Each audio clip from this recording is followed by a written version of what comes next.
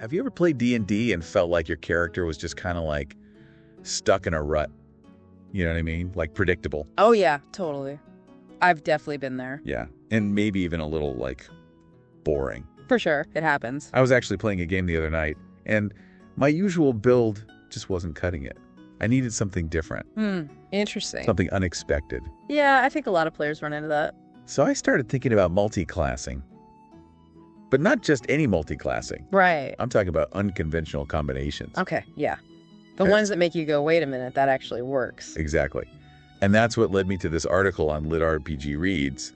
It's called 5 D&D Subclass Combos That Will Surprise You. Oh, cool. It's by Paul Bellow. I love his work. He always has such a knack for finding those hidden gems in the D&D rulebooks. Oh, yeah, for sure. Like, remember when I first started experimenting with multiclassing? His articles were a lifesaver. Yeah. So let's dive into this article and see what unconventional wisdom we can glean for our own D&D campaigns. Sounds good to me. Let's do it. So the first combo that really caught my eye was the Barbarian Warlock mix. I mean, a raging barbarian wielding delicate buffet magic. Whoa. That's an interesting one. Right. Seems almost counterintuitive. Yeah. But the article argues that it can be surprisingly effective. Huh. I mean, I guess it makes sense if you think about it. Yeah. They suggest combining the path of the totem warrior barbarian, specifically the bear totem, Okay. with the archfey warlock. Now, I'm not usually one for rage-fueled melee characters, Yeah. but the idea of a barbarian who can teleport around the battlefield and mess with enemies' minds using fey magic is just too cool to resist. I can definitely see the appeal. It's like a chaotic whirlwind of primal fury and arcane trickery. Exactly. And the bear totem's resistance to almost all damage, combined with the warlock's Misty Step ability, creates a character who can both take a beating and reposition themselves strategically. Oh, that's smart. And then you add the Fey magic on top of that, and you've got a recipe for some seriously unpredictable encounters. Yeah. Imagine facing off against a barbarian who suddenly disappears in a puff of smoke, only to reappear behind you whispering threats laced with Fey enchantments. Oh my god. Talk about a nightmare scenario for your enemies. It's like a psychological horror movie unfolding right there on the tabletop. And the article even provides a compelling backstory for this character. Okay, what is it? A tribal warrior who struck a pact with a mischievous archfey, gaining magical abilities in exchange for their primal strength. Clear's awesome. It's a great example of how these unconventional combos can not only enhance gameplay, but also inspire some truly unique and memorable character concepts. Absolutely. It's not just about mechanics. It's about creating a character with depth, a story to tell. And sometimes those unexpected pairings can lead to the most compelling narratives. For sure. I totally agree. Okay, let's move on to another intriguing combination. What about the Rogue Paladin blend? Oh, this one caught my eye too. It's like the reformed thief who chooses to use their skills for good, combining the arcane trickster rogue subclass with the Oath of Redemption paladin. That's interesting. It makes for a captivating character full of internal conflict and redemption. So imagine an arcane trickster who pledges the Oath of Redemption. Right. Their shady past clashes with their newfound commitment to righteousness. It's a fantastic setup for internal conflict. Precisely. They can still utilize their sneaky rogue abilities like sneak attack, but now they're bound by the paladin's code of conduct. This creates a fascinating tension within the character, the cunning and resourcefulness of a rogue tempered by the moral compass of a paladin. I like that. Right. This dynamic opens up so many role-playing possibilities. Yeah. How do they reconcile their past deeds with their oath? Oh, that's good. Do they struggle with temptation? It's a recipe for a fantastic redemption arc. It definitely is. It's a great example of how these unusual subclass pairings can add depth and complexity to a character's journey. Okay, I'm starting to see a pattern here. These combos are not just about finding the most powerful build. It's about creating a character that feels whole, whose abilities reflect their personality and story. You're absolutely right. That's what makes these unconventional combos so rewarding. They require players to think outside the box, to consider how different classes can complement each other both mechanically and thematically. It's like we're breaking down the walls between these classes and seeing what happens when their abilities collide. I love that. What other subclass combinations does the article suggest? Well, there's another interesting pairing, the Cleric Monk. Now that's a combo I never would have thought of. I know, right? What makes that work? So the article proposes pairing the Grave Domain Cleric with the Way of the Open Hand Monk. You end up with a character who's a master of both healing and martial arts. So they're a frontline healer, capable of both dishing out damage and keeping their allies alive. Exactly. They can zip around the battlefield, delivering healing touches to those in need, while also striking down enemies with their martial arts prowess. It's a fascinating blend of combat and support roles. Right. And the visual is just as compelling. Imagine a serene monk channeling divine energy to mend wounds and unleash powerful cast strikes.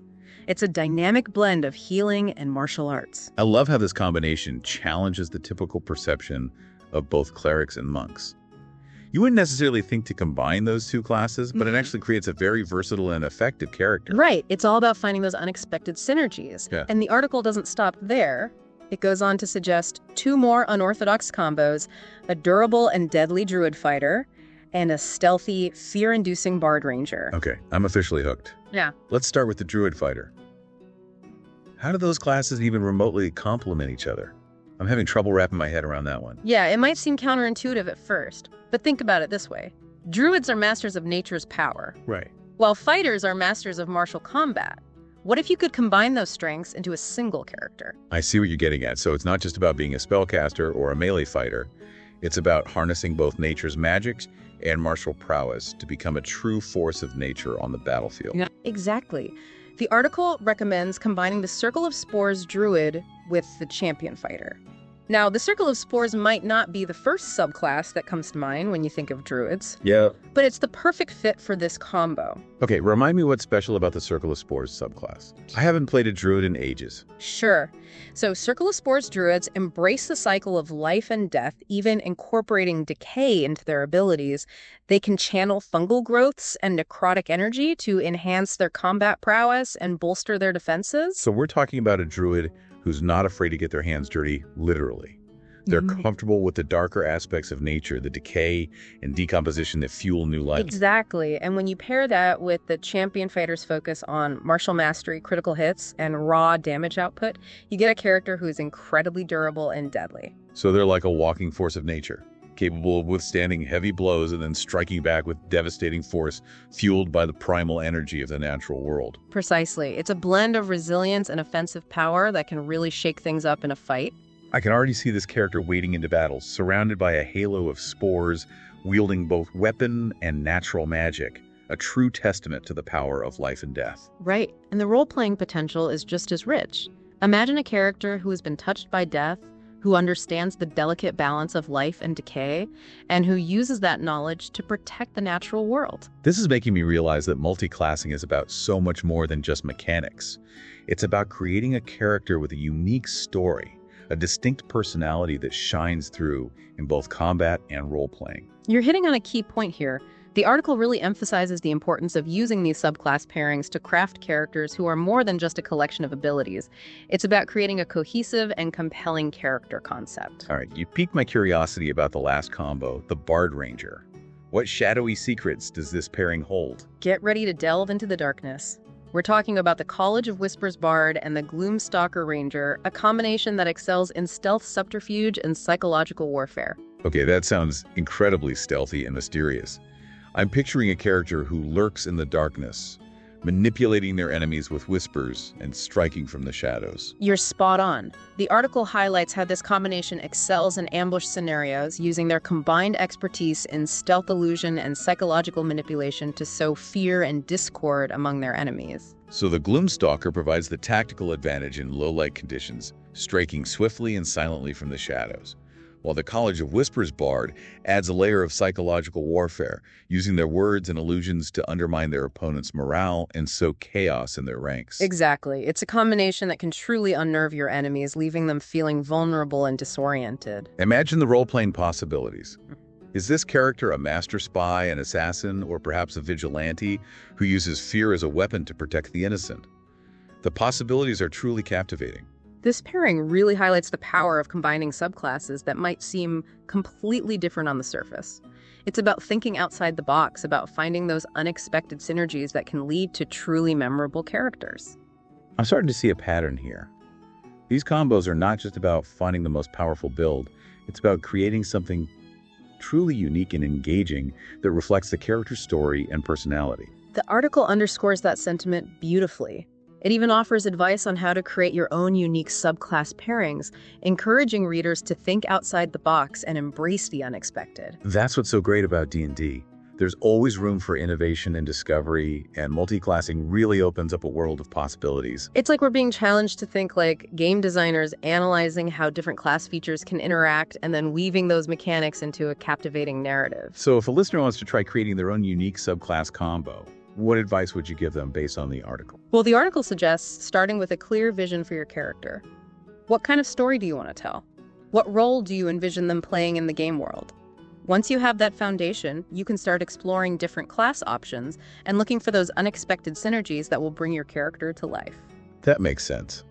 It's not just about picking two cool-sounding classes and mashing them together. You have to consider what your character wants to achieve both mechanically and narratively.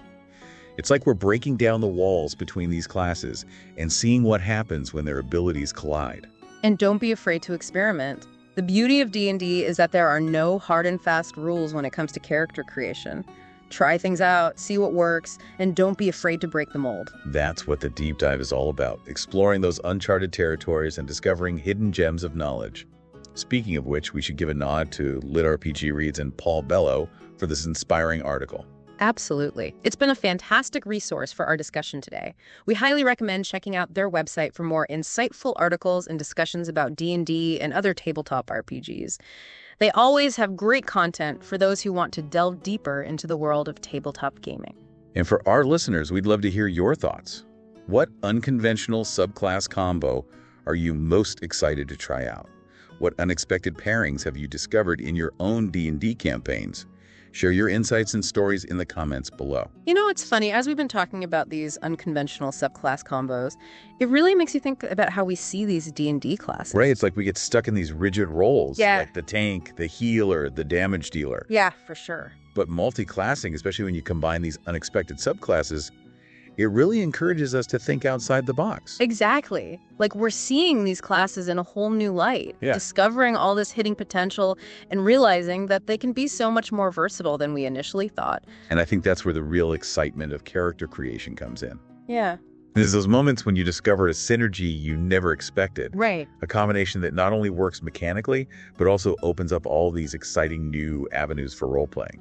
I think one of the things that really impressed me about this article was the focus on action economy. Oh, yeah. Like making sure that your multi-class character isn't spread too thin. Right. And can actually function effectively in combat. That's so important. Yeah, it's easy to get caught up in the excitement of combining all these cool abilities, Right. but you have to make sure that your character can actually use them strategically Right. without feeling overwhelmed or inefficient. Yeah, and the article gives some really practical advice on how to approach this. Right. Like focusing on a few key abilities that synergize well Yeah, and prioritizing actions that have the most impact. totally. I especially liked the example of the Rogue Paladin combo, Oh, yeah. where they talk about balancing the burst damage of sneak attack with the Paladin's defensive and support ability. Right. It's a delicate balance, but when it works. So cool. It's like a perfectly choreographed combat ballet. And the article also highlights how these unconventional combos can add a whole new dimension to role-playing. Absolutely.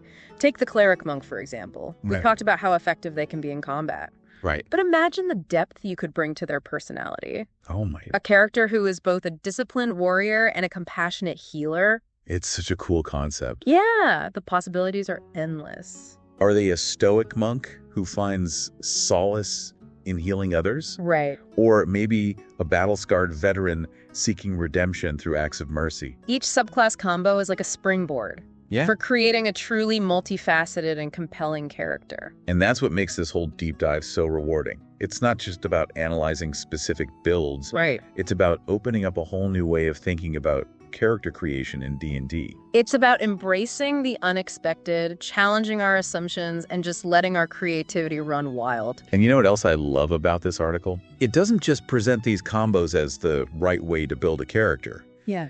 It actually encourages readers to go beyond the examples and create their own unique pairings. That's so important.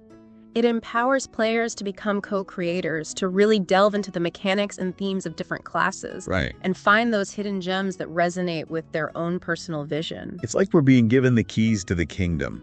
Yeah. The freedom to explore and experiment and discover what makes D&D so endlessly fascinating. Exactly. And that's what we're all about here on The Deep Dive. Right. Inspiring curiosity, encouraging deeper understanding, and empowering our listeners to become more engaged and creative players. So to wrap things up, we want to extend a huge thank you to LitRPG Reads and Paul Bello for this thought-provoking article. Absolutely. It's given us a lot to think about, and we hope it sparked some creative fires in your minds as well. To all our listeners out there, we encourage you to embrace the unexpected in your D&D campaigns.